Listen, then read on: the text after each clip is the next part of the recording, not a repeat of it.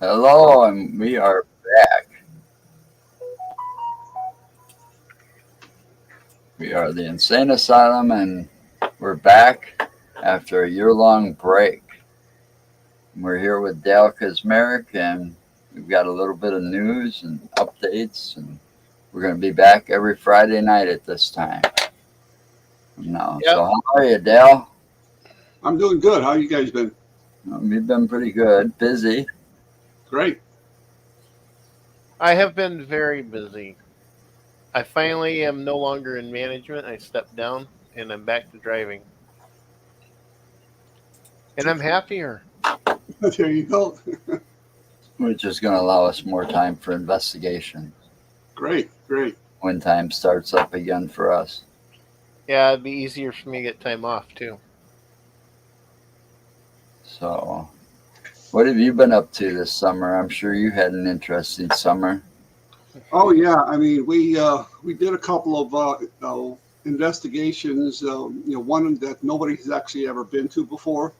It's called the Wasco train station out near St. Charles, Illinois. And it used to be a train station. There used to be tracks to run right past it. They got some historical pictures inside the building, and one of the a Reverend Rake. It's just like the Rake, Rake. She actually has she does she's a Catholic. She's an old Catholic, what they call an old Catholic, a minister, a priest. Because as you know, the regular Catholic Church doesn't allow females to be priests. So she's the old Catholic, and she does her masses there. And she recently converted one of my members, Charles Williams, who's my Indiana State coordinator. He decided to go to being a Catholic, so they converted him to Catholicism over there. But there had been some activity there in the past, and the Reverend was sure that there was something going on. So she invited us to come out there. Um, it's basically almost out in the middle of nowhere. The edge of town is very little as far as contamination or trucks or cars rolling past. And of course, I haven't got a chance to go over the evidence and everything yet, but um, there was feelings inside that building that several people had while we were there. So that was one thing that we did. The other place we went to was we were not the first to be in there, but it was called the Two Brothers Roundhouse in Aurora, Illinois, and it's just like the name, you know what it applies to. It's actually a roundhouse where the trains used to go on, and then it would turn the trains to go on another track. So they had that like in the center, and it's a very old building actually. It dates back to the 1800s. The train tracks are no longer there, but the area where the round house used to be is still there. So we were able to investigate that. We were in the older section of the building at the time, and the place was still open from 7 to 10, but we didn't even hear a peep because the place is just so huge. So we were out off in the old section. We had a dining room, and we had a ballroom downstairs that we could investigate. And almost immediately, we started hearing sounds. I and Mike Rosario, my research assistant, we actually saw shadow play in the corners. There was something going on. We were actually there with WBBM News Talk Radio 78, which is rather big here in Chicago. Oh, And she had done a podcast on me about a week or so earlier, and talked about, we were just talking about ghosts and so forth, and Chicago haunts, especially Resurrection Mary. And when we got done with that, she said, "Well, do you have anything going on that we could tag along with?" I said, "Well, sure, you can tag along with this if you want." So she brought along her photographer, and she did the podcast, and then she mixed it with the investigation we did there, which was pretty cool. And she sent that to me a couple of days later as a link, so I actually have that. as a link that if you want, I'll share that with you guys so you guys can listen to the link and so forth. It's pretty cool, and she did a really nice job. We again, we shot a lot of videotape there. We shot had a lot of audio tape going on as well. Pictures, we had infrared pictures, we had full spectrum camera pictures. So we got a ton of stuff to go through to see if there's anything going on there. The owner actually asked me a couple of days later, did you guys get anything? I said, well, I think we probably did. I said, we got some interesting stuff again come through the Phasma box and through the Obelisk 5, and then we got a new device called the Soul Receiver. It's basically looks like an old portable transistor radio that used to carry around with like a little little handle and so forth. And we've got a lot of interesting stuff that came through there throughout the course of the evening. Again, some were relevant responses to questions we asked, and some were kind of random. But again, even some of the random words that came through were, again, relevant to where we were at the time. So while we were upstairs in the dining room, we had cameras going the whole time in the ballroom. So that way we didn't miss anything. So if there was something going on downstairs, we had a REM pod that picks up electromagnetic frequencies, and something gets close enough, the lights go off and on and makes a sound. We had a laser grid down there called a GS2 laser grid, and a few other pieces of equipment. And upstairs we had the massive amount of stuff we had spread all over the place upstairs too as well. And it was a great evening. It definitely was something that I wouldn't mind doing again sometime in the future, maybe with a bigger crew. So sounds like something we'd want to put on our road trip list. Yeah. Road trip we're planning for next year. Sure, yeah. So, oh, by the way, the other thing I want to mention now that we've got you here is say what I don't remember because I don't have it up right offhand, but you were given some kind of award for 50 years in the paranormal field. What was that all about? Congratulations on that too, by the way. Thank you so much. I could actually show you the award here. I got the plaque over here.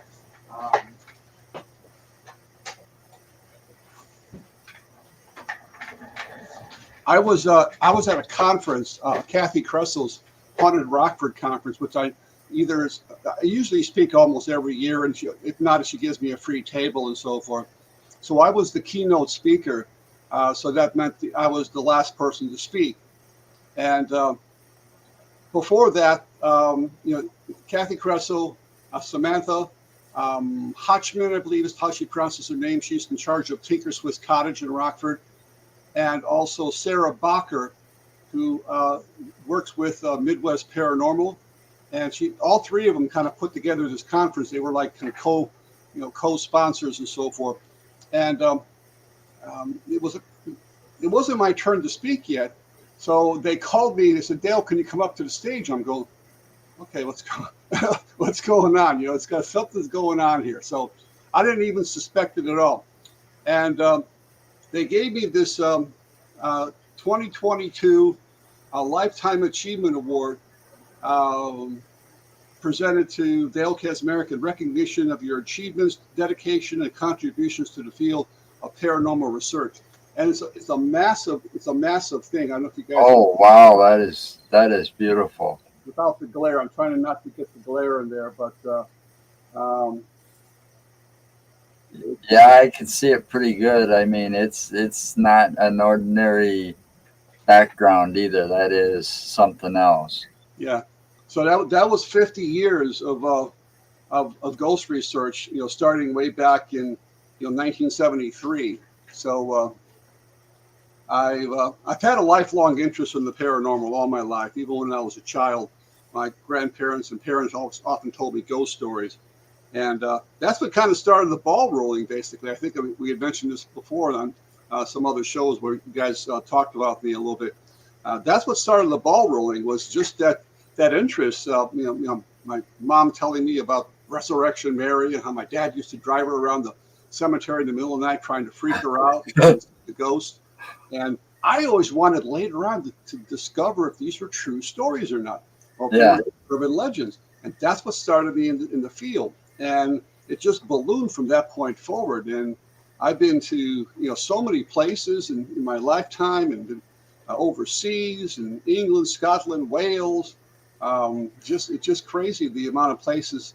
And next year, we are Yeah, your planning. passport's got to be pretty full there, huh? Say that again. I said your passport's got to be pretty full there from all the places you've been. Yeah. Well, next year we're planning on doing two major trips as well. One is we're going sometime in April or May to California. So we are going to be going to the Queen Mary, the Whaley House in San Diego, Alcatraz, Oh, I'd love to go there. Golden Gate Bridge. We're going to go to in places in Hollywood, like the famous Hollywood sign, where Peggy Entwistle, who was kind of a despondent actress at the time, wasn't getting the part she wanted. She stood on the big H and just threw herself into the valley. And there's been reports of an apparition been seen there near that H. So we want to go there. And of course, the Walk of Fame, where you see all the stars of in Hollywood, near Mann's Chinese Theater. And there's two very famous I don't remember their names right offhand, but Nicole Strickland, who was my California state coordinator, there's two cemeteries that a lot of the Hollywood stars are buried into. I saw some of them when I was there in '87. I saw Marilyn Monroe's grave. I saw Heather O'Rourke, who was a little girl from the movie Poltergeist. Yeah, she was a sad story. Yeah, they're here. Remember that? Yeah, it was a great movie, but yeah, very sad story. And then we're going to go see the George Reeves Superman house where he either committed suicide or was shot. Where Bela Lugosi died, where River Phoenix overdosed. So many places. The very famous Menendez murder where they killed their parents. The Sharon Tate home. So we got this thing chock full, 3 or 4 days out there that we're going to be exploring. And, the highlight obviously is going to be getting into the Queen Mary, which we'll be able to get in there into the first class pool where this little girl named Jackie has been seen and heard. And, I actually have a videotape from the television show Sightings, if you remember that going way back then, when Peter James was in the first class pool and called to her, and in the background you hear this little girl's voice. Hi. It was creepy as all hell. So, we got this planned out for April or May, and then in September we're going to be going to Gettysburg for like 3-4 days. When my friend Paul's here, and of course we're going to Wisconsin with you guys, hopefully to the Beast of Bray Road, the Valley of the Kings, the helicopter crash of Stevie Ray Vaughan. And then we got other investigators we're going to be teaming with throughout the time we're going to be there. And they're going to take us to some other locations too that have access to, including Dan Norville, who has access to 2 cemeteries at night that we can go into now. So that's going to be cool. Now, I thought they closed Alcatraz. Oh, they did for obviously there's no prisoners there anymore, but they still take people across the bay for tours. Right, but I thought they stopped that for a while or something because they thought the island was sinking or some shit. Oh, I didn't hear that, but you could be right. But from what I know, they're still taking tours over there. I don't know if they're doing ghost tours per se, but if we go there on a tour, and I'm going to be kind of lagging in the background with my digital recorder running the whole time, and snapping pictures and video, and hopefully we might get something because you never know what in a place like that. But we had so many people that were killed, were shanked by other people. Even Al Capone was there for a while. It's going to be creepy. So we got a lot of interesting stuff planned for next year, and that's only just for April and August. In between, we have a whole bunch of ideas that we're looking at. to do, including the Bell Mansion, which is out in Fort Wayne, Indiana, and The Bell Mansion? I believe it's called the Bell. I may be getting that wrong. Hmm. And that's in Indiana, you say? Yeah, it's in Fort Wayne, Indiana, Hmm. and they allow paranormal investigations in there. I always wanted to go back. Well, I've never been there before, but the old Baraboo Inn. That's up in Baraboo, Wisconsin. Yeah. But that's a little bit too much for one day. Obviously, I'd have to make that another day or another weekend. But That's a place that I've been kind of hesitant about going to there. Because that's not too far from me. Even closer for him, I think. yeah, So I don't know. He's not speaking. He's muted. Why is you muted? Because I was coughing a while ago. Oh. For what one? What one did you say that I'm closer to? Old Baraboo Inn. Isn't that closer to you Yeah, than it it's would be me? up in Baraboo. There's some river tracks that run next to it. They're kind of. Yeah. I don't know. I've been kind of hesitant about thinking about that, going to that place. I know exactly where it's at. yeah. Well, I do too. I've been by there plenty of times. I mean, I would still like to go up there one year, or maybe next year, or if we can squeeze that in somewhere along the line.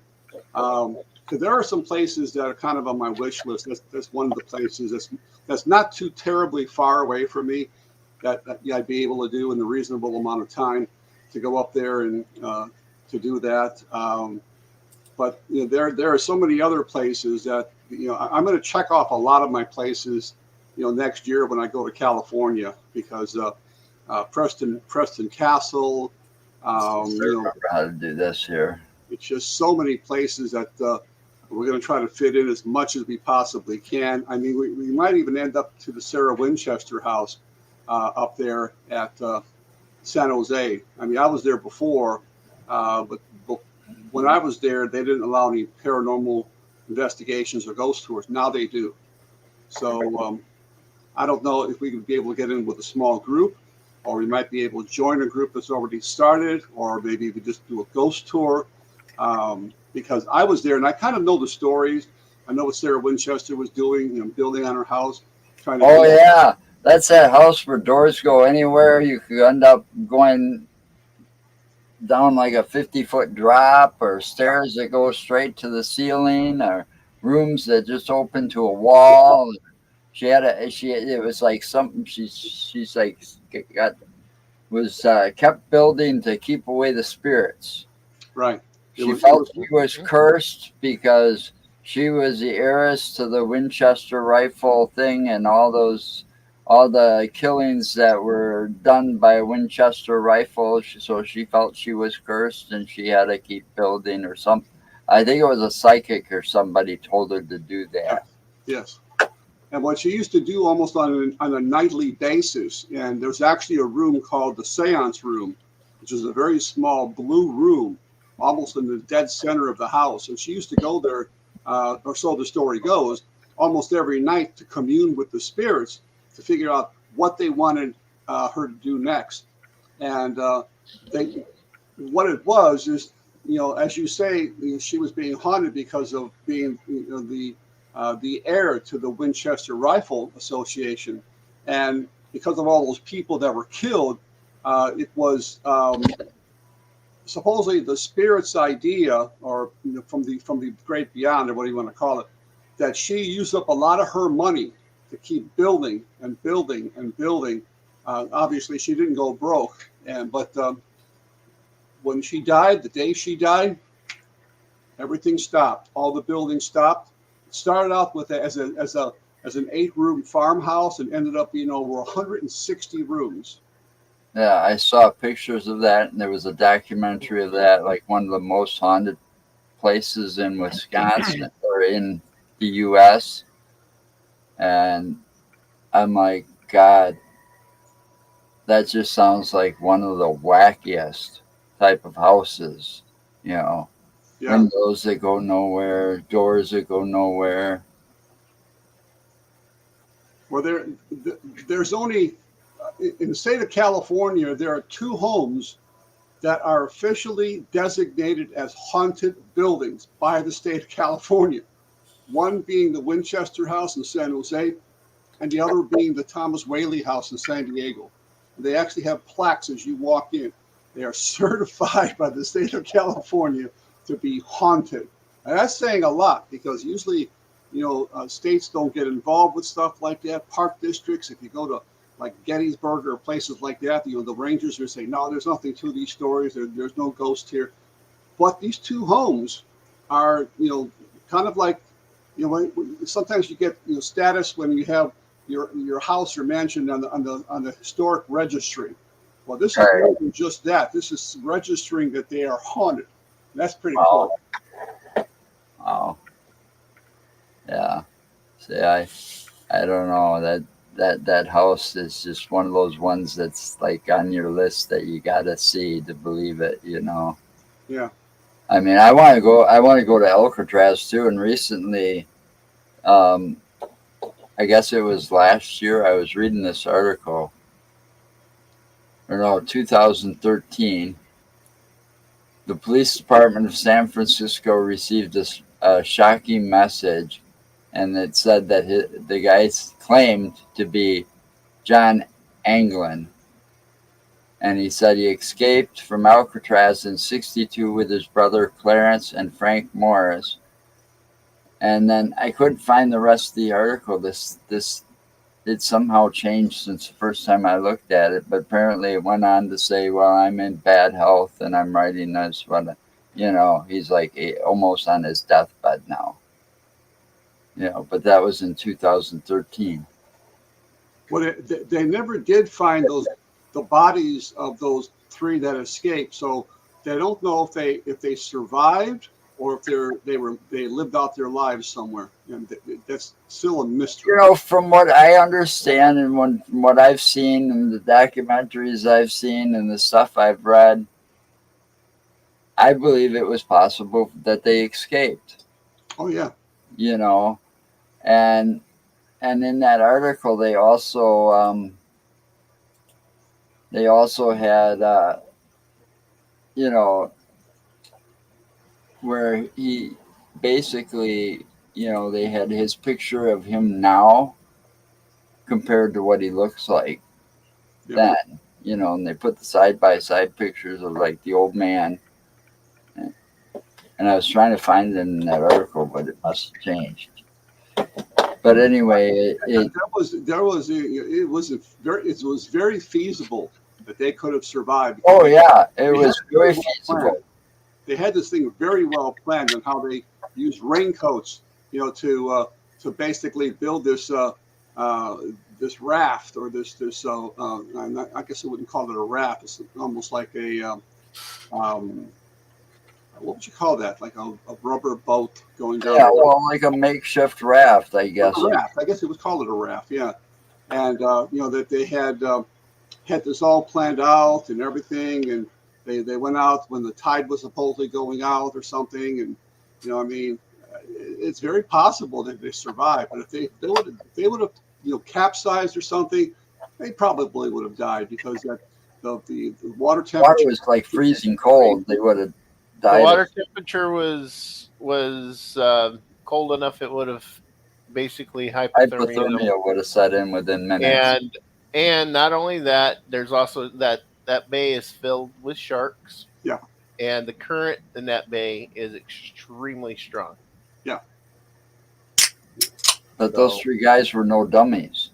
Yeah. That's the thing. Yes, they were dummies. They're the ones that were laying in the bed. Now the guys themselves, they were on the roof doing their stuff. I mean, it took quite a bit to plan that and do it just right. No, they planned it very, very well.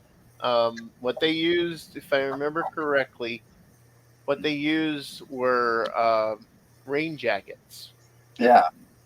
And they made a glue to glue them shut And they didn't actually. I don't know if it was an actual raft that they made, or if they were just, or if they made just kind of a, you know, makeshift float or something. But Right. I know that it was very detailed what they did and how they Yeah. went through to do And it. then of course, they made those fake heads, Yeah, and they put them to that bed. was my And, dummy pun.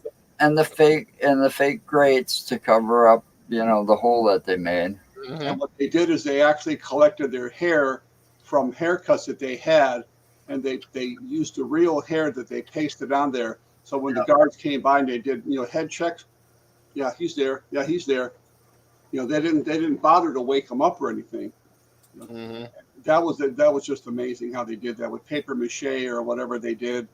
Um, it was crazy. I mean, they put a lot of time and effort into this, and maybe they survived. I mean, I think they did. it's probably 50-50 or a little bit better than 50-50 that they I don't know. easily survived. I think they did. I mean, that's just like the DB Cooper. Yeah, I was just going to say that.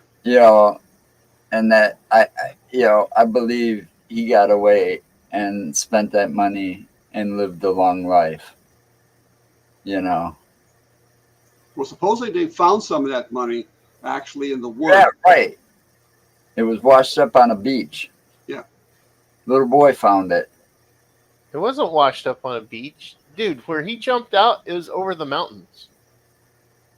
But they found the thing. It was washed up on like a shoreline of a river. Where Cooper jumped out, of money, and it was tied back to Cooper.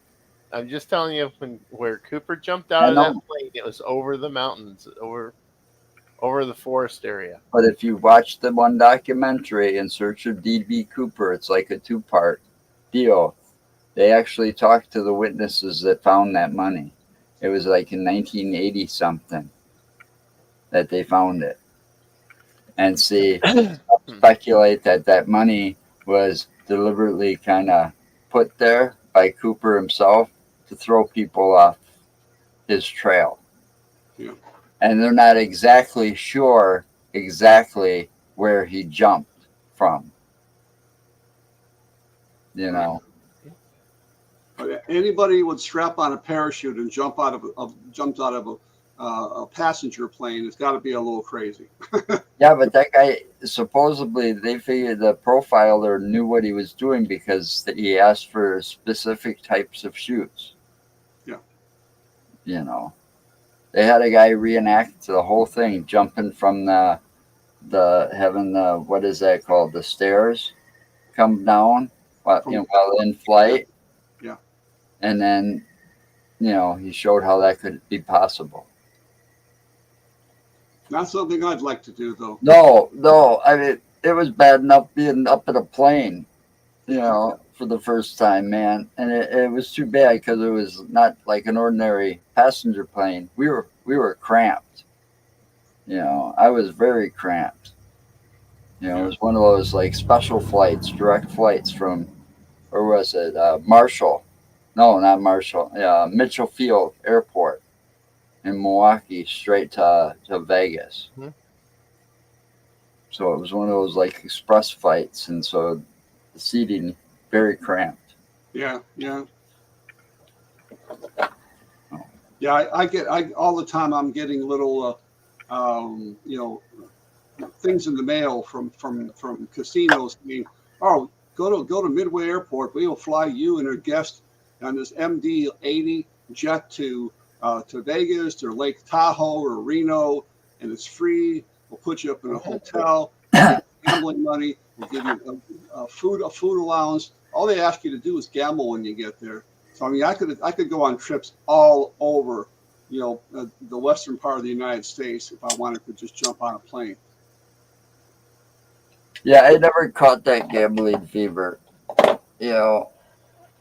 I play it online for free, and those slot machines hate me as it is, so I don't even bother. I go in, I make a spending limit, and I'm out, whether I win or lose. You know, I've been to the local ones here, like in the Dells and in Madison. You know, since tomorrow is actually Veterans Day, and I'm actually an Army veteran, and we're going to the Harrah's Casino for Veterans Day, and we're getting $140 of free gambling money. We're getting a free steak for me and my wife, a home big dinner. We're getting extra points for to add on to your total amount of points, and it's going to be a nice day. I mean, there's going to be a lot of, I will assume there's going to be a lot of veterans there as well, but it's something that they offered me because I'm a Army vet. oh, I'd be like, cash me in now. Well, what they used to do, a long time ago is when they used to offer the money, the free money, they would offer, they would offer it in cash to you, or they'd offer it to, money that it's like their $20 bill, which is a Harrah's $20 bill, and you used to be able to put it in the machine and cash it out and then go home. And Harrah said, "Well, heck with that now. I mean, we got to the point now, which the money is on the machine." So you put your card in there, and your password, and then you select how much money, and it takes it out of their whatever they call it, where they're storing how much money you have. So we got $140. So if you go like 10, then you got 130. You go 10 more, you got 120 until it's all gone. And you can't cash any of that out. You can't just say, "Okay, I want $50, cash it out and go home." The machine will not let you do it. They want you to gamble the money there. So, yeah. Mm-hmm. But anyway, I like it. I mean, like I said, last year I hit my biggest jackpot of all time when I hit $10,000. Nice. And I never thought in a million years that I would get that. I know the only way I'd ever win big is if I got into a Texas Hold'em tournament. Yeah. Because then the odds are in my favor. No, they're not. Yeah, they are. What's that? You just think you could beat me. I know I can beat you because I have. You talking about blackjack? No, No, Texas Hold'em. Texas Hold'em. Oh, I don't even know how to play that game. I grew up in a poker playing family, and family reunions we'd have poker. All the picnic tables in the shelter, everybody was playing poker at it. Nickel, dime, quarter. Nickel. Just little bitty stuff. But I'd walk away from those like $40, $50 richer. Right. Yeah. Well, it's like you say, when you go to a casino and you play any of those table games, whether it's roulette or blackjack or Texas Hold'em or whatever, I mean, you already only win as much as you gamble. I mean, so if you gamble like $50 and you hit like, say, $50, you win $50 more. Or if you're playing craps and you go with, there's only a couple of ones that you can only be played like one way, like boxcars or like 11 or like snake eyes, and they have higher odds. So if you were to bet, say, $100 and you get 35-1, hey, that's $3,500. Yeah. I mean, the chances of you getting it is not good. No. Yeah, the odds are against you. I've always said, where else can you go in a casino and pluck in $1 and win $10,000? Nowhere else but a slot machine. You cannot win $10,000 on any board game by placing a dollar bet. But a lot of that's got to do with luck too. I swear to God, because I've never won on any of them slot machines, but I've gone there with somebody and they stick some money in there, like a $20 bill, and next thing you know, they're cashing out $3,500. Yeah. And it's like, Jesus Christ. I have. Yeah, fuck you. We don't talk about you. When my parents were still alive and they'd come out for visits, my mom always looked forward to going to Ho Chunk. One year when they came out, and this is when Gina and I were still married, we went up to Ho Chunk, and I split off from the group, and let Mom and Dad and Gina go play the damn slots. I took and went over to the blackjack table, sat down, took and cashed the 20, got my chips. Within about an hour and a half, I was up. What was it? I was up around $300. And then Dad came over and started talking to me. And that's all it took. Broke my concentration. And you lost it. No, I didn't. Broke my concentration. I started losing. I'm like, all right, I'm cashing out. So I Hi, took Mikey. all my chips. Hey, Mikey.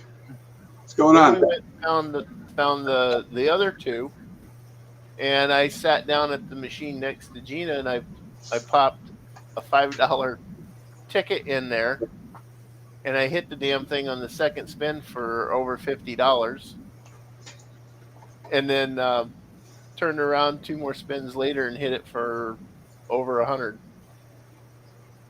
Oh, She got mad at me. I don't have that kind of luck.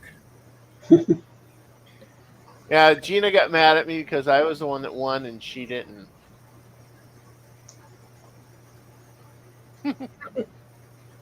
Well, I'll tell you what. I mean, I've investigated a lot of haunted spots, as you know. I've been with you guys for, a number of years and so forth. But there's always one place that's consistently haunted, and those are casinos. Really? Because they make your money disappear. Yep. Good one. Yeah, money. I go there just for the fun. I never expect to win because those machines hate me. And most of the time, our local ones don't have Texas Hold'em. You can't play that at Ho-Chunk or... Ho-Chunk has a card. I know of. Ho-Chunk up in the Dells, the Ho-Chunk Casino, the main one, has a card room. Does it? Yep. I never bothered to look. Cards, the craps. They got the poker, the craps. They have blackjack. They also have, I think they have roulette there. Well, what about the Potawatomi Casino? That's actually even bigger. Never been there. Potawatomi is in Milwaukee, and that one's actually a good size one too. Never been there. Yeah, I've been to both, and I think the Potawatomi was the one I got lost. I couldn't figure out how to get out of the damn place. I had to call, flag down, somebody, some security. How do I get out of here? It's by design. It is so big. To keep you trapped in there and keep playing the slot machine. Yeah, exactly. That's the thing. That's the thing, Dale. It's by design. It is. And do you know that you'll never see windows in the casino?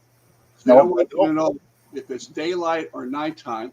You'll never see a clock in the casino because they don't want you to know how long you've been there. So they got these and there's even some thought that, and I don't know if it's true or not, this is what I've heard, it may be an urban legend, that they pump in pure oxygen to relax you so that you gamble more. You've heard that, right, Mark? Yes, they do. And I can literally take you to the facility, the building that they have connected to the casino up in the Dells, and show you the exact room and everything that they have the oxygen tanks and stuff in. Because I know when I come out of these casinos, even if it's Harrah's and Joliet, my nose feels different. Like I've been breathing in a different type of air, and all of a sudden I'm back out to the old polluted air outside. Mm-hmm. No. So there's all these different ways that they want to. Everything's calculated in a casino. Yeah. To make you gamble further. When you're fed pure oxygen or 90% oxygen like that, it's not to relax you. It's to keep you alert and keep you awake. Yeah. And what it's doing is it's keeping you awake so you play more. That's right. That's right. So you plug more money into those machines. Well, I'll tell you what, when I started going to these casinos, they used to close up at like 5 o'clock in the morning, and they'd reopen like 6 or 7. So it was like 23 hours of the day. Now, most casinos are 24/7. They Yeah. want you in there the whole time, day after day after day after day, until you spend all your money. I always thought they were always were 24/7. They've been that way Well, around here. not Harris and Joliet. I used to go there, and they would make an announcement. Like quarter two, like 4:45, 15 minutes. You start cashing out and going to the cage, and then they'd start walking around, with these security guard. Cash out, come on, cash out. They force you to cash out. And of course, as soon as you walked away, you play for another 5 minutes. And you come around and get cash out now. Yeah, they give you warnings.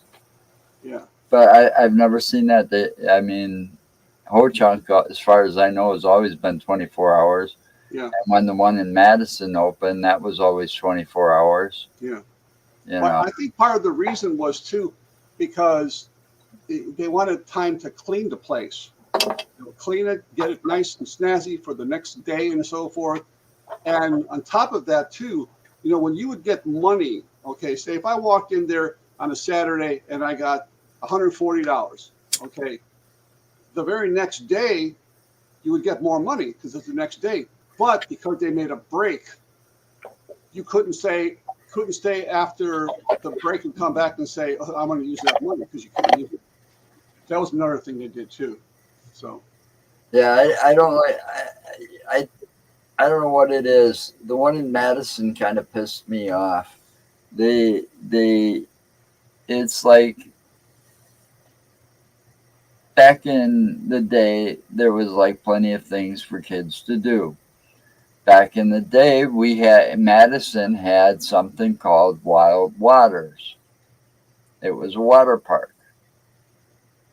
They tore that down and built the casino there. So now there's nothing left for kids to do anymore. Well, look what they did in Chicago here recently. They took the old Medina Temple and they built a Bally's Casino in the old Medina Temple. And what was the temple? Well, it was the Shriners. It was the Medina Temple. Okay. And it was a kind of an abandoned building, more or less. It was just kind of closed up. Nobody was using it. So here comes Bally. They made it a casino, and they wanted to start this casino while they were building their permanent building someplace else. Now they're saying they may stay there, but they've already said from the first month that they were there to the next month, they've already started to lose money. Because number one, you go to the city of Chicago to that Valley Medina Temple, there's no free parking. You got to pay for parking in the city of Chicago. Jesus Christ. So you got to pay for the parking, which is atrocious. If you've ever been to the city of Chicago, you know how expensive that is. I don't like coming to Chicago. You're losing money in the casino, and you're losing money for your parking outside too. So I mean, they have the Rivers Casino, which was sort of on the west end of Chicago, but they got a parking lot, just like all the other casinos, like the Harrah's, I can't remember all their names, but all the other ones, they usually have parking lots. This one, the Bally's, there's no parking. You can park on the street. You got to feed the meter. Yeah. Nope, not me. So I wouldn't go to Chicago anyways. me neither. Me neither. Not for a casino. I mean, for things like Resurrection Mary, yeah. Joliet Prison, yeah. Things like that, they're on my list. Yeah. Well, I wouldn't even go to downtown Chicago. You wouldn't catch me anywhere in Chicago with all the shootings going on and everything now. Well, that too. That plus all the one-way streets, they're usually going the wrong direction, the opposite direction I want to go. I hate driving down there. I really do. Yeah. Yeah. Man, I refused. After I stopped driving cab, I refused to ever drive in Chicago again. Chicago's a pain in the ass. So another thing we're planning on doing, like kind of next year, kind of to switch gears here for a second, is that we're hoping to go. Well, not hoping. We're actually going to go to Indiana to do some research and some investigations out there. There's a very famous spook light out there. You guys probably heard of it, called the Moody Light. Nope, never heard that one.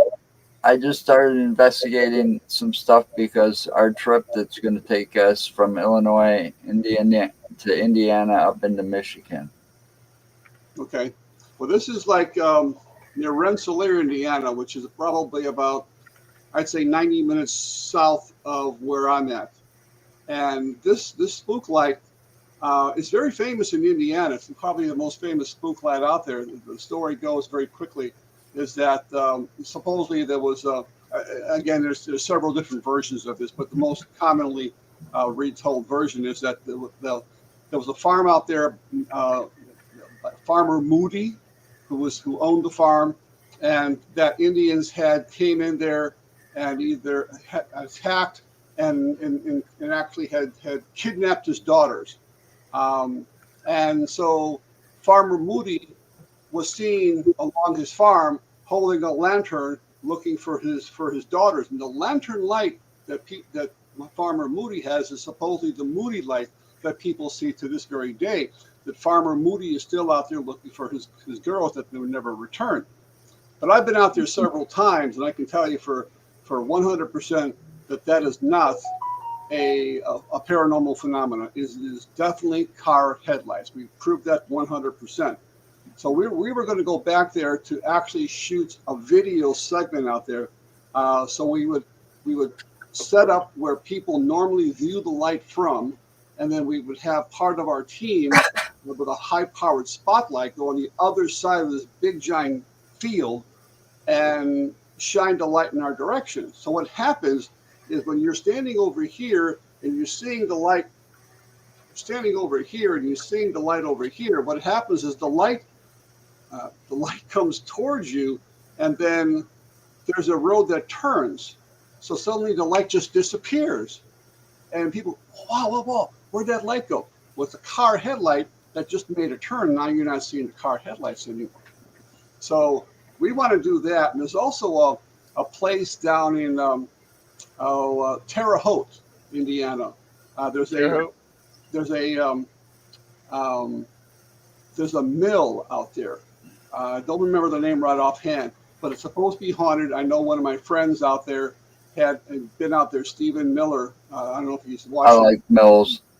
I mean, a lot of deaths and stuff can occur in mills to make that paranormal stuff, especially if they're old. The older they are, the more accidents probably happen. And the running water connection. You have the running water. Right. Because the one we were at, it would have had one too, because it was right alongside the Milwaukee River. Yeah. So we're going to be doing some investigating, down in that area when in August, when my friend comes from England. I'll be doing something with them every single day. So I got a lot of planning. How long is he going to be around? 3 weeks. 3 weeks. Oh yeah, all those 3 weeks in. Yeah. So he said this is the mill right here. Your friend Mikey. Oh yeah. That's the one I had actually planned to go see last year, or the year before, 2022, but we just simply ran out of time. I planned too many things for that day, and we were at least 90 minutes or almost 2 hours away from home, my home. So I had to come back because he was staying at my house. So when we hope to get down there and just specifically, see the couple of locations that we want to do down there, and anything else that come to my attention, and just kind of focus on those. And then I think what we will do is we'll cross over into Illinois and go west. And there's a couple of bridges that I've investigated in the past. One of them is called Airtight Bridge, very famous haunted bridge. And we got some crazy stuff. When I was there years ago, and Mikey was with us actually, we were down there with another paranormal group. And the bridge is not very long. I mean, literally it's maybe, 30 feet, 40 feet tops. And it spans over a little river, so you got the running water connection. and we were looking over the bridge. We had our equipment on one side, and then on the other side, is the area we were looking at. Now, obviously, you can see a car coming from miles away. So if we have stuff on the bridge, you got to move the stuff, let the car go past. But it was very little traffic actually when we were there. So we were looking across the bridge, and the girlfriend of the leader of the other investigative team that was there saw the same thing that I saw at the same instance. I saw a white figure move from left to right across the bridge and disappear. And I go, whoa, whoa, whoa, whoa, what was that? Now, of course, our cameras didn't reach that far.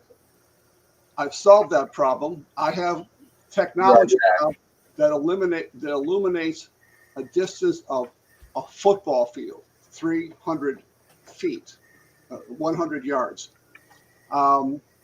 And all the people that I was with basically, and I actually felt safe because they were all concealed carry. Now, we were in a very rural area, well away from any,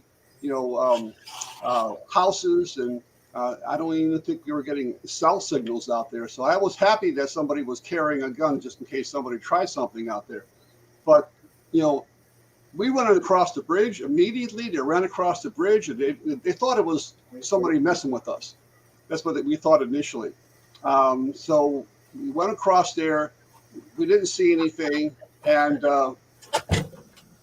I did have a pair of Russian-made Generation 1, which is very low grade, infrared goggles.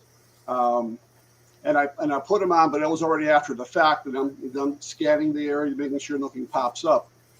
Now I have the technology, like I say, to illuminate 300 feet away and also take pictures and video. So when we investigate the Beast of Bray Road, I will have that technology there. So if something pops up at that cornfield, like I thought I saw, well, I know I saw, and I videoed. Yeah, we both saw it. With that flare camera, which I still can't find that damn footage. It's not like me to lose something.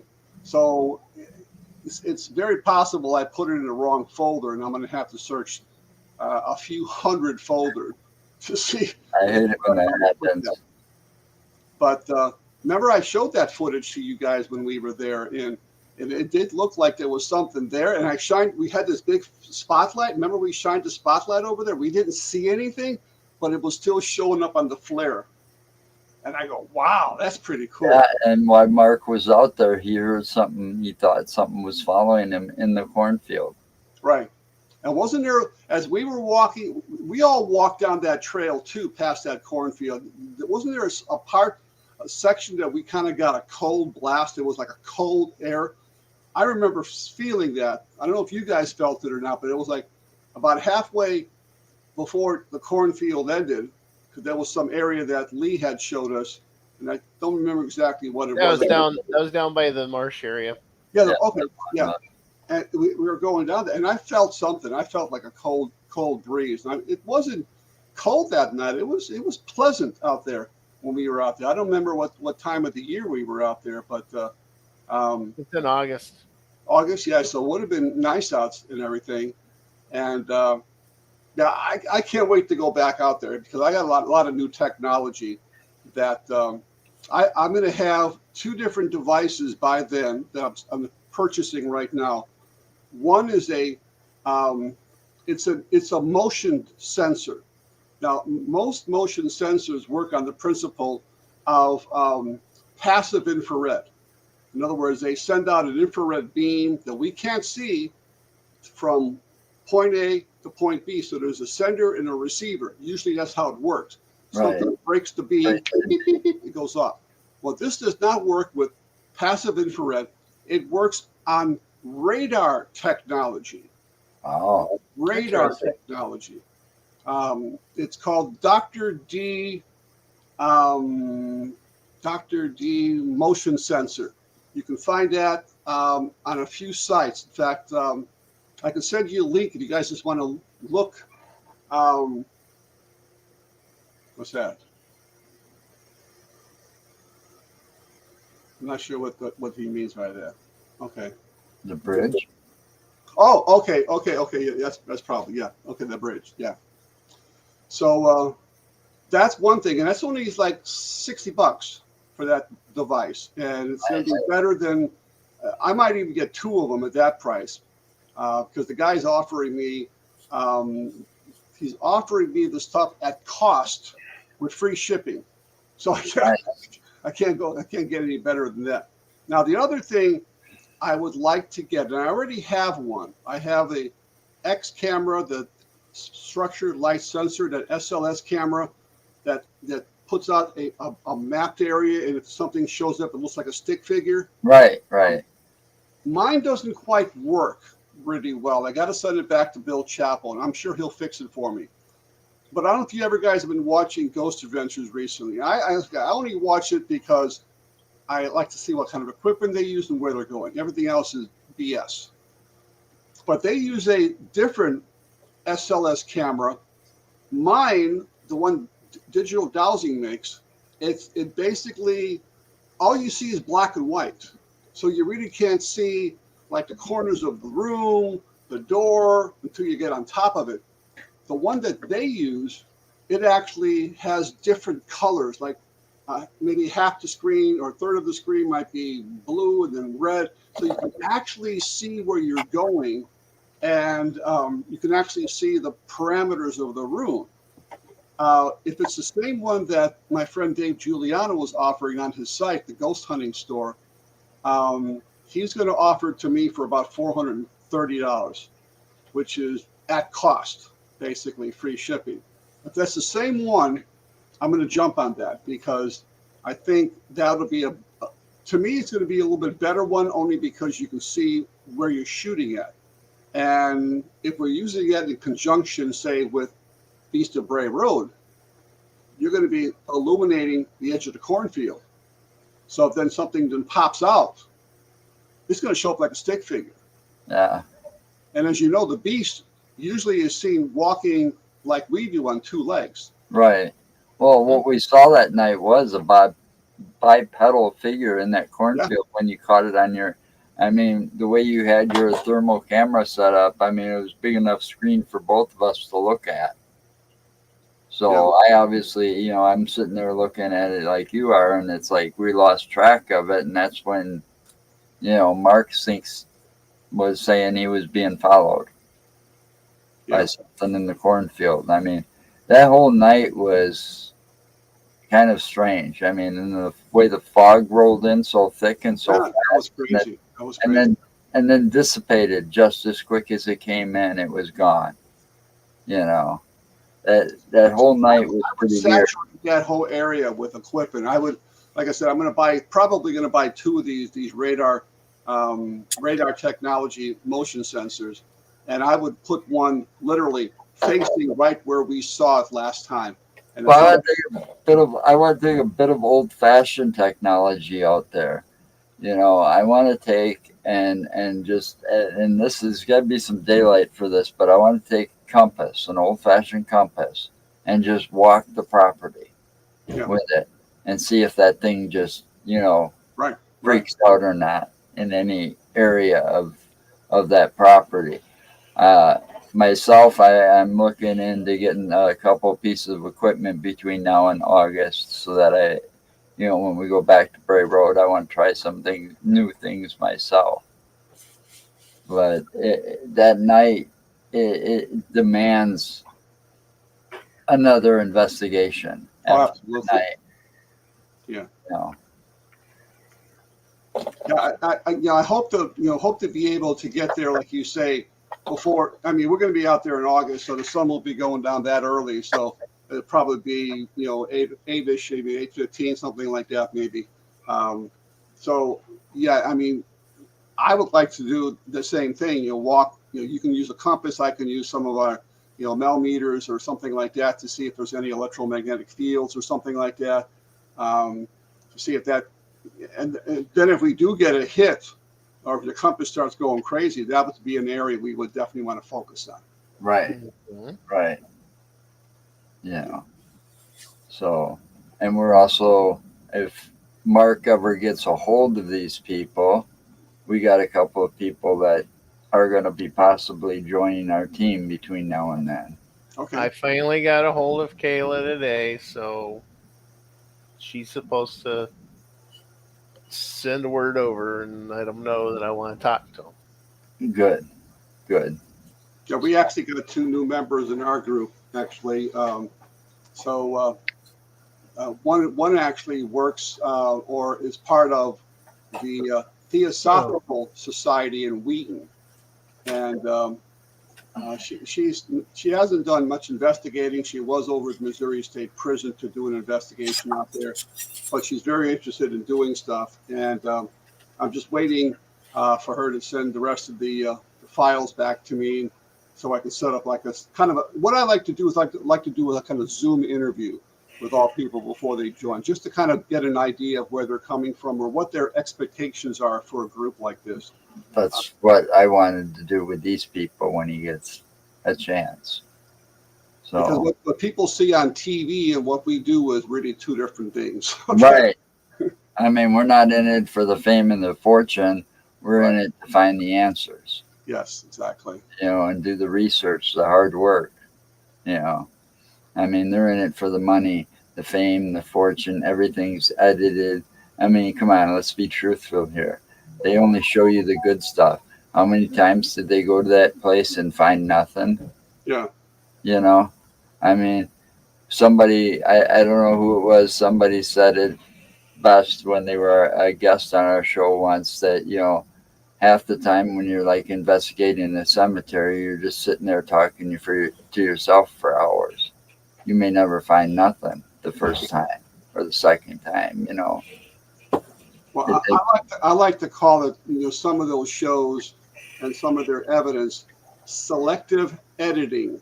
Yeah, exactly. That's a good word for it. I agree with you. What they might do is they might pick up, say, a name or a response, and then they go back and they ask the question and then insert that selective editing, and all of a sudden it answers the question. Right. Not like what really happens sometimes. Yeah. Oh, yeah. I'm sure that happens a lot. I mean, there have been places that we went to that we got absolutely zilch. And that's the way it should be. I mean, if you go out every single time and you're getting something, and people are going to start, hey, what's going on here? This guy gets something every time he goes out.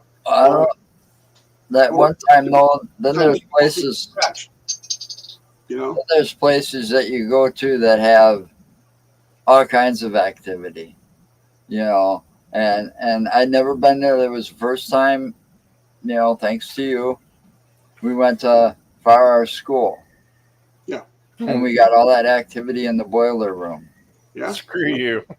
And I'm glad you guys experienced that then, too.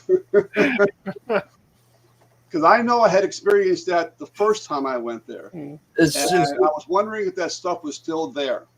And that whole thing also proved that, you got to be prepared and on your toes from the get-go the minute you enter some of these locations. Because we all saw it, we've talked about it numerous times, but nobody got it on camera. Yeah. The ball that was moving across the gym floor when he was down there, that was behind Dale, when he was down there doing his little documentary piece on the place. Yeah. We were all up above and we all saw it. And it's like, did you see that? Yeah. And nobody caught it on camera because we were all just taking out and unpacking equipment up there. Right. And that's why, I like to, and I've learned my lesson in all the different investigations I've done in the past, is that when we go to a location, the first thing that should be set up immediately is cameras. You got to get the cameras in a spot. You need to get it rolling. And then, you can be setting up as you're rolling. Because so many times we have been at locations where things have happened. In place in Indiana, it was a what's the name of the something county jail, Morgan County Jail in Indiana, and this was a very small little prison. It had maybe 4 or 5 cells, and all the doors were open, and they have when you kind of like when there's a spot where people, the jailer can put the food through. and it's like Right. it'll sit there. So there's like a little ledge. Right. And we had put the tri-field natural EM meter. That thing hardly ever goes off. No, hardly anybody uses that in these TV shows because it never goes off. So if it does go off, then you got to scratch your head and figure out what's going on. We put that on there, and that needle is being buried by whatever was there. And I'm going, holy cow, get the cameras. By the time I got the camera set up, then things stopped. Yep. And it didn't work the rest of the night as far as getting high readings like that. So the first thing we do because of that investigation is those cameras get set up first. Yeah. There was another house I heard about that I want to check out that's in Indiana. What was it called? Willow's Weep. You ever hear of that house? Yes, I have. I'm under the impression that it doesn't allow investigations anymore. I mean, I talked to somebody about that, and I'm trying to remember who it was. Maybe it was Stephen Miller. Stephen Miller. Stephen Miller, who told me about that Marco Mill. And I asked him about this place because it wasn't too far from this mill. So I said, well, maybe we can do both. And he said they don't do any more investigating anymore. I don't know. That the place is closed. Well, I don't know. So unless they reopened it, I don't know, but I do know who owns the house now. Yeah. After watching the documentary not too long ago on that house, he was a guest on our show. Okay. And I contacted him. As far as I know, he still owns the house, so it might be worth talking to him more and seeing what's really up with that. Yeah. Well, if you got the name or something that I can contact. His name's Dave Spinks. Yeah, I remember that. Now I remember seeing it on your show, Dave Spinks. Yep. Almost like Mike Spinks. Yep. I watched a show. I think it was that one with William Shatner, The Unexplained. Yeah. William Shatner, and they were talking about that particular house, and during the footage they were showing, it was like Dave Spinks and his partner were there investigating it and talking to the current owner of the house, and before it was all over with, he offered to buy it from her and she sold it to him. Okay. So I contacted him because I was planning this trip out in my head, and when I got my eyesight back, which I did Wednesday, great. It'll be back even more in December after December surgery, but I want to kind of make plans and not fly by the seat of my pants when I go through. So. Right. But since you got probably a lot more clout than we do in the paranormal world, you might be able to get somewheres with the dude. Well, that was another place too that we did several years ago. I'm trying to remember it was it actually at one time was, I believe, a Masonic lodge, and it then turned into kind of like a antique store, and it's on my website. I just cannot remember. I'd have to go through all these, flip through it here, but when we were there, we were in the upstairs. Now the upstairs area is where the lodge used to be, where they used to have their meetings and so forth. And this was Masons that were there, and we were using the Obelisk. At that time, it was the Obelisk X, which is still one of my favorites, by the way. And I was there with another person from another group who is a high-level Mason. And, was he actually there? No, he wasn't actually there. I'm mixing it up. But anyway, we were upstairs, and we were using it in dictionary mode. Now, dictionary mode, as you know, words will come through from the dictionary. There's 4,000 some odd words. And all of a sudden, all these Masonic words start coming through. Acacia, I can't remember all the words, but they all start coming through, and like almost like one after another. And I'm going, wow. I mean, for all those to be related to Masons in a place that was a Masonic lodge was crazy. Now, we were trying to get back into place. I understand we were there. The owner has died, and they were trying to figure out what to do with the building or who owned the building at this point. And I actually talked to somebody who at that point was still trying to figure out what they're going to do with the building. I said, well, let me give you my email, and if you guys open the place up, we would love to come back and do an investigation, even if we have to pay something for it, because it was really, really a neat place. And it's in Illinois, so like maybe a couple hours or south of where I'm at, southwest. And it was just crazy what we were getting, and we weren't even asking questions. It was like one after another, all these words start coming out, and oracle and all kind of strange words like that coming through. Now, these are all in the dictionary, but to have all those words come out, and that's not the first time. Associated to the same building you're in. Yeah, that's not just coincidence. That's something strange.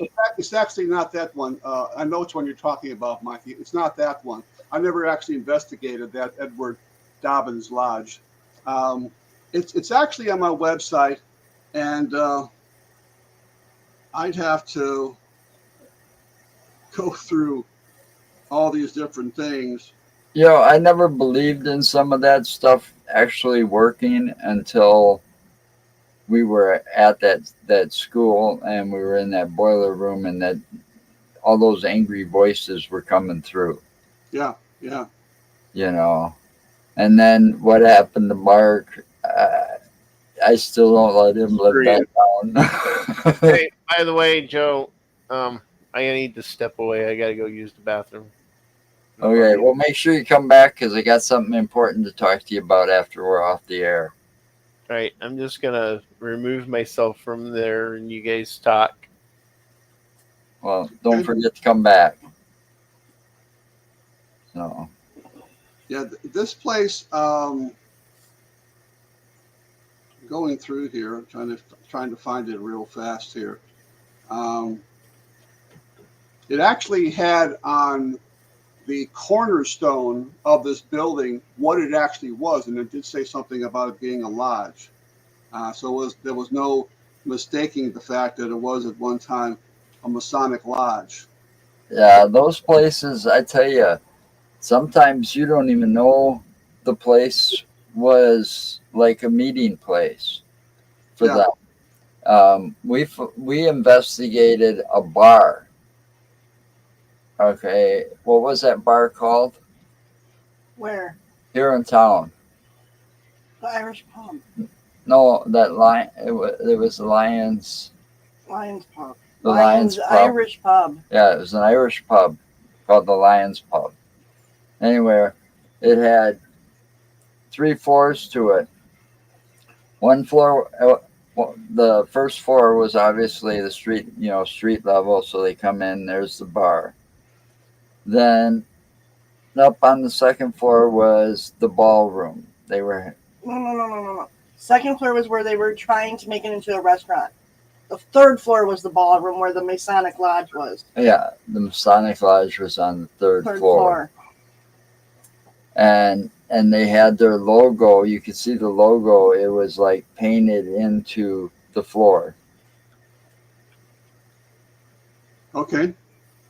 And you could see, and their logo was on the wall still up there. These 2 floors were like they were remodeling it. The second floor was being worked on. But the strangest thing that happened when we were in there, we were on the second floor. I was. Tanya and Mark were on the third floor, and I was down there with just a camera. That's all I had, just a camera, and I was standing in a stationary spot with the camera, kind of like going across like this, so that I could see the whole room, right? And as I was standing there, I swear to God, and it got on the camera's audio too. It was like Morse code, Huh. tapping on like the that aluminum vent type, the ventilation system. You know, because you could see it. It was all, the wall was totally exposed, and so all that metal was exposed for the heater and the air conditioning units to you know. But it was like somebody was tapping Morse code It's for it, crazy. and nobody was on those floors except the three of us, and those two were upstairs. So it was like totally, and they didn't hear it. I did. But we played it back, and it's like, yeah, that's Morse code, and it's like, too bad I don't know Morse code anymore. Yeah, I don't either. I never. You know, it's kind of a lost thing after you get out of the Scouts or something. You know. All I know is SOS. Yeah, I think that's the most common one that everybody should know.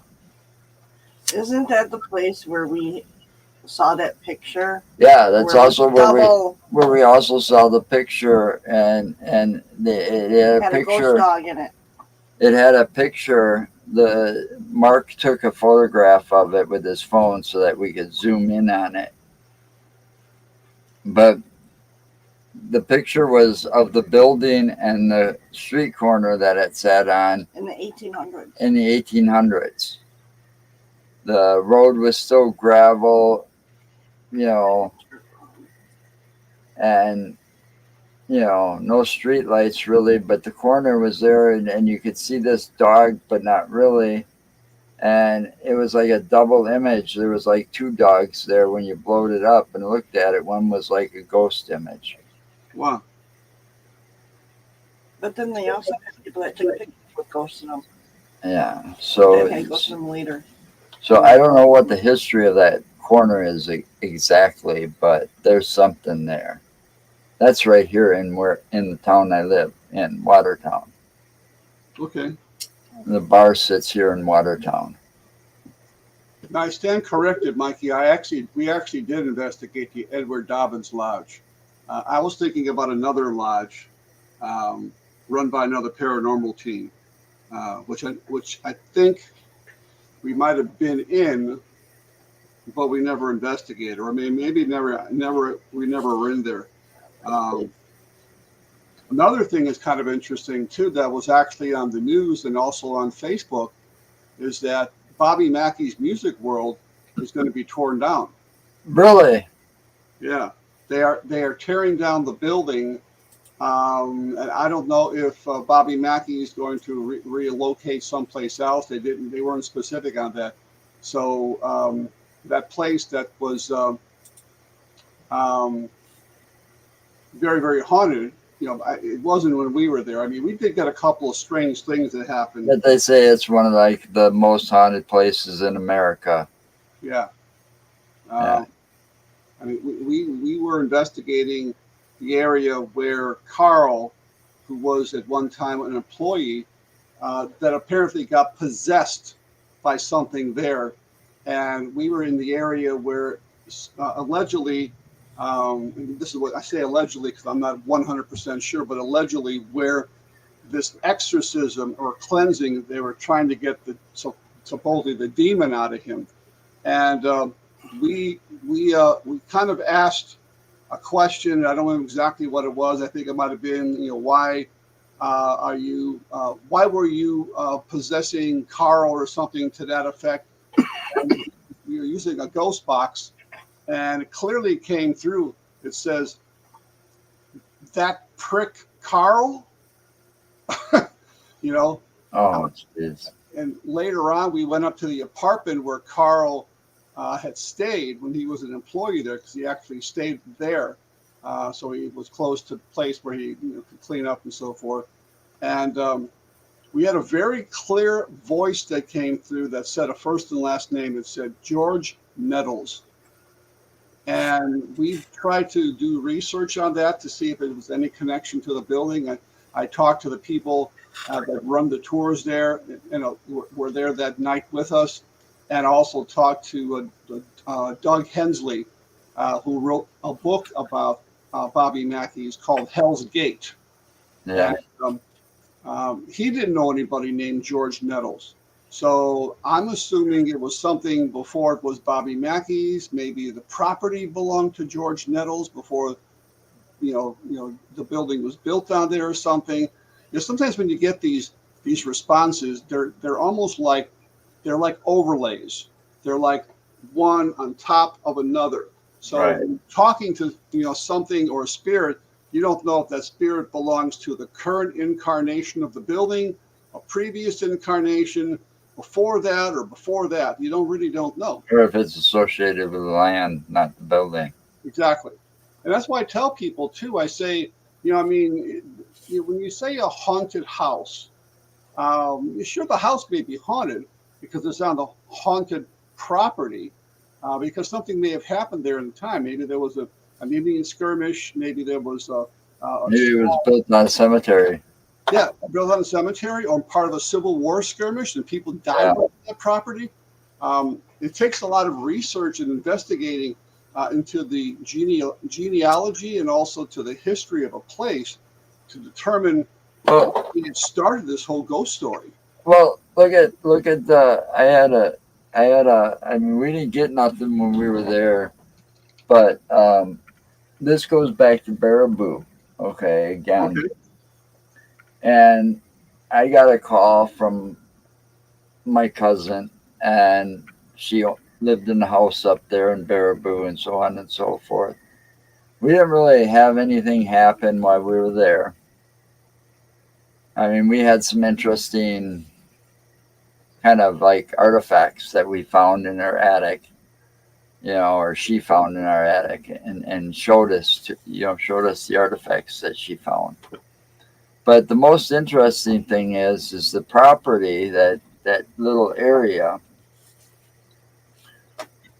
Back in the day, if you dig far enough back, and it took some digging, but if you look at the maps of where the Ringling Brothers, or Barnaby Valley or whatever it was called back in the day, Yeah. where their freak shows, the what they called the freaks or the side shows or whatever, all those people that lived in houses, where that property lays, it was in the same places that these houses are now.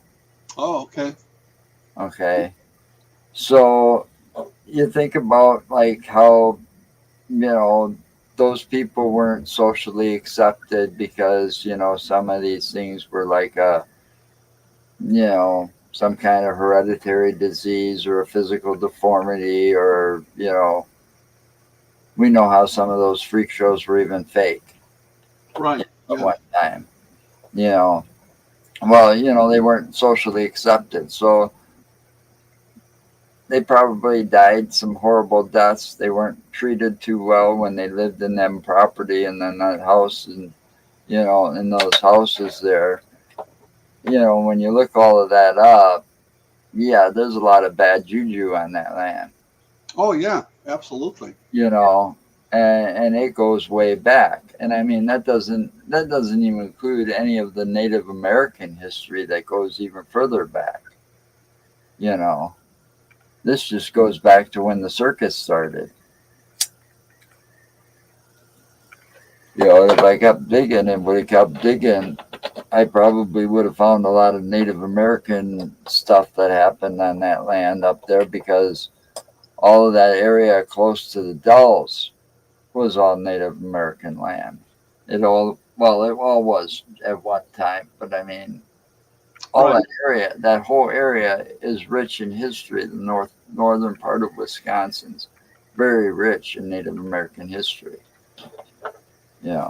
I still went. It still exists. It's more of a museum now than anything else.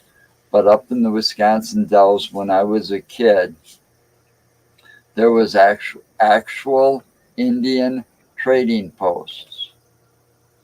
Everything in those stores was made by the local tribes that were around. Okay, Okay. this was back in the 70s when Wisconsin Dells was more like Fort Dells. Okay, and you had the House of Xanadu and Storybook Gardens and all this other stuff. Well, there was a lot of Indian trading posts in the Dells at the time in the 70s, in the early 80s. I went up there this summer. There was only one left, and it's actually one of the original Indian trading posts that were up in the Dells, and it's more of a museum now. Very cool place to visit. Okay, I finally found the place I was talking about. It's called the Old Opry House. It's in Rossville. It's Rossville in Illinois, and it had many purposes over the years. Its original purpose was a Masonic lodge. It was planned in 1903, Wow. and by the Freemasons in the area, which ran it until 1947. So they ran it for about 44 years. The entire building, they owned the entire building. They had their lodge on the third floor. And again, what you just said about the building, you were third floor. Third floor. There's a significance to the number 3 in Masonic, in the Masonics. Something to do with 3. If you remember, Mozart was a Mason, and Mozart in his last opera called the Magic Flute, which was the Zauberflöte, which that's how you say it in German, the Zauberflöte. Anytime you have an opera, there's an overture that comes before the opera begins. It's music. And if you listen to the overture of the Magic Flute, the Zauberflöte, you will notice that there's dun, dun, dun. It's 3s, right? A little bit further. Dun, dun, dun. He was going back to his Masonic connections to do something. It was, I guess you would call it like a farce, a fantasy about this person that owned this magic flute that could summon things, and so this thing on the third floor, that said the Opera House was located on the first floor and began operating in 1904. They had financial problems. They closed it in 1912. They did plays and so forth in 1912. They had some problems, but they reopened it. It continued to 1929. But this guy in 2011, his name was David Triska, and he used to be the owner of the building. He's the one that died, unfortunately, and he made plans of making it an antique store. So people would, they could sell antiques. He would buy antiques, and it was loaded with antiques when we were there. And that's another thing too. When you have antiques, they are trigger objects. They have associations with but that own that property. right, yeah. Think about how much bad juju would be in that building. Yeah, and there's a very old cemetery or graveyard. They say the oldest in Vermilion County, not very far from this location. And many Native American Indians were buried right there. So think of all the connections you have here. So I mean, there was all kind of. I can kind of show you from my website. Kind of. I don't know if you can see that really well. That's what the building kind of. Let's see if I can get. You're gonna get the glow. That's all right. I'll look it up. I can kind of see it. There's a pretty good picture there. Yeah. So that's what the building kind of looks like. It's called the Old Opera House in Rossville, Illinois. And we were there in 2013. And let me just show you. Let me just these are some of the words that came through. Ascaroc. Ascaroc is a sprig of acacia that is used as an ancient symbol of rebirth. We had oracle. We had portal come through. Power, pray, spirit. And then we had this weird word that I did not understand. Figured out what it was until I looked up. It's called thurifer. You know what a thurifer is? I have no idea. A thurifer is used mostly in the Catholic religions. They will burn incense in there, and they will kind of and then the incense. That's a thurifer. That came through at a Masonic lodge, and I've only had that show up one other time. I go, what the hell is a thurifer? I had this, look it up on my phone right away, and I go, wow, that's what a thurifer is. So, I mean, all those words that came through, in for the most part, were we didn't ask a specific question, but we just got these words that came through, and all related to, I believe, there you go. All these things related to, a Masonic lodge. So I wanted to go back there. Absolutely wanted to go back there. And I was told that the owner, David, had died, and they were trying to figure out what to do with the building, who owned the building, because they actually, one of the, when he was running the building, see if I can show you this picture here. If I can can you kind of see that? Mm-hmm. It says antiques, the haunted opera house, ghost hunts and paranormal research. That was on his window, and it had his phone number and everything. So people used to come there all the time and investigate. And I don't know how I discovered that, but it came to my attention. And I said, yeah, we're definitely going to go down there. And we actually had several people from my group and a couple of people from another group that went down there. And we were all upstairs when those words started coming through. And I'm going like one after another. I go, holy cow. And that's not the only time that happened. There was another a Masonic lodge in Oblong, Illinois, which is, again, south of maybe a couple of hours or so. There's a name for a town, Oblong, yeah. And Mikey might be able to pull that up pretty quickly, but I don't remember offhand. But again, unfortunately, this wasn't the third floor. This was the second floor this time. Obviously, the building only had 2 floors, so there couldn't have been a third floor. But it was on the top floor again. So in all these buildings, the third floor is always a top floor. In this case, the second floor was the top floor. And I had a guy with us from another paranormal team that was a 32nd or 33rd or whatever the highest thing is, Mason. And these words start coming through, and he's going, wow. And then as they're coming through, he's trying to explain them to me what the significance is. And I looked them up later. Obviously, he's 100% right. And I go, wow, we weren't even asking questions, and these words are coming through. So anytime I get to go a chance to do an investigation of a Masonic lodge or what used to be Masonic lodge, I'm going to be there, because there seems to be a lot of energy left over from the Masonic rituals that they were doing. Mikey knows, because he's a Mason now himself. I don't know what level he is, but he's going through that as well. And obviously, I can't ask him any questions about that, because Masons are sworn to secrecy, as you know. They're very secret rituals and so forth.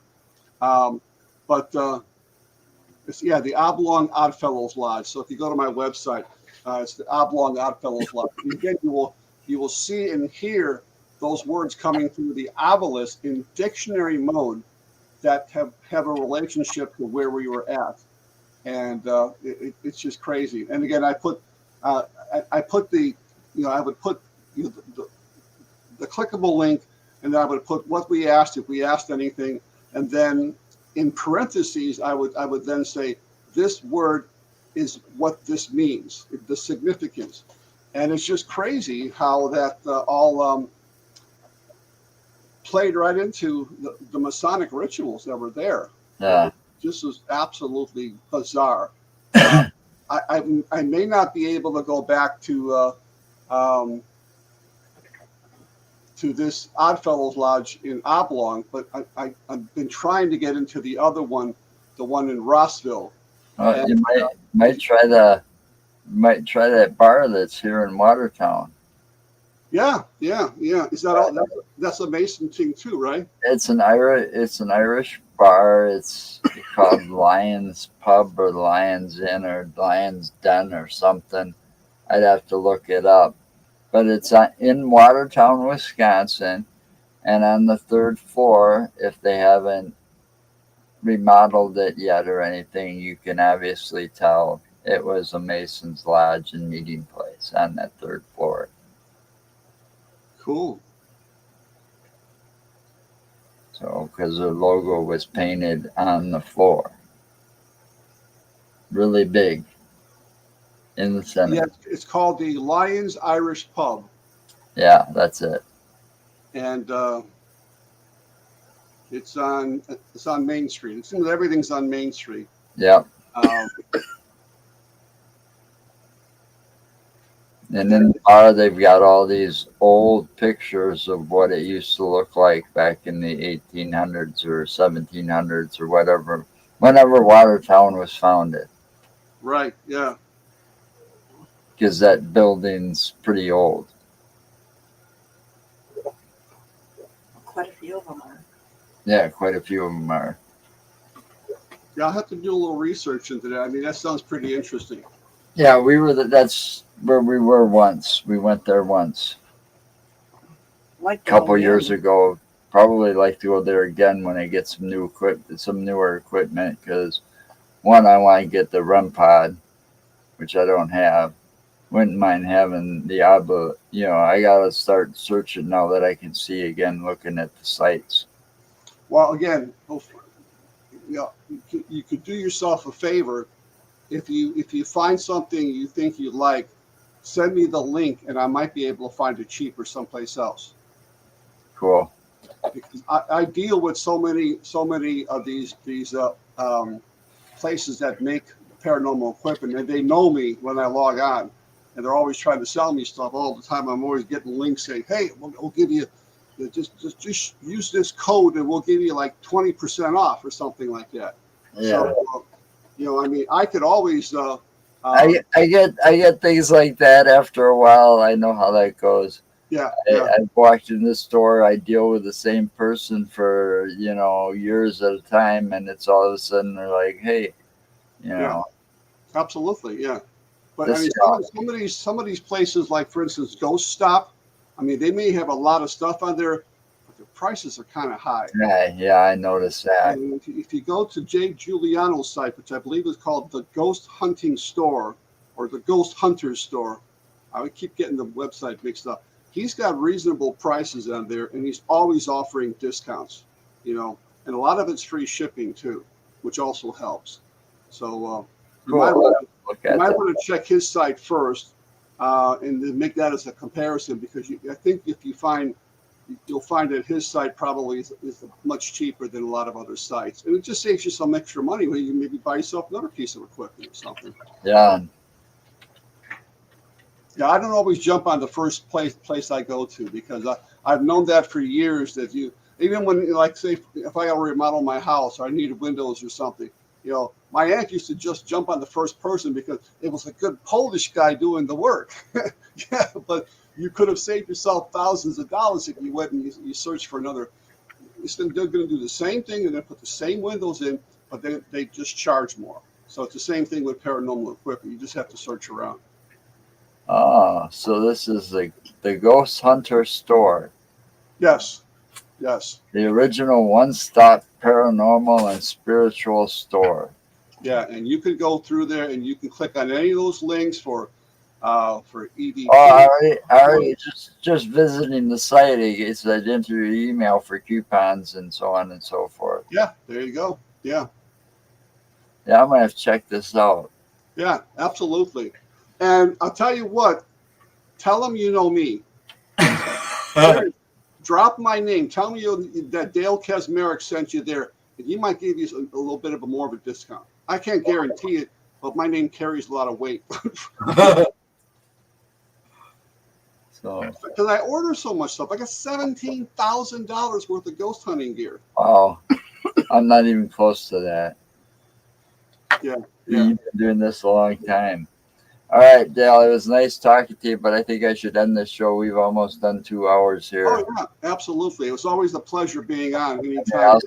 I'll stay talking because I'm waiting for Mark to come back anyways. Sure. So I gotta end it though. So here we go. We're gonna end it here.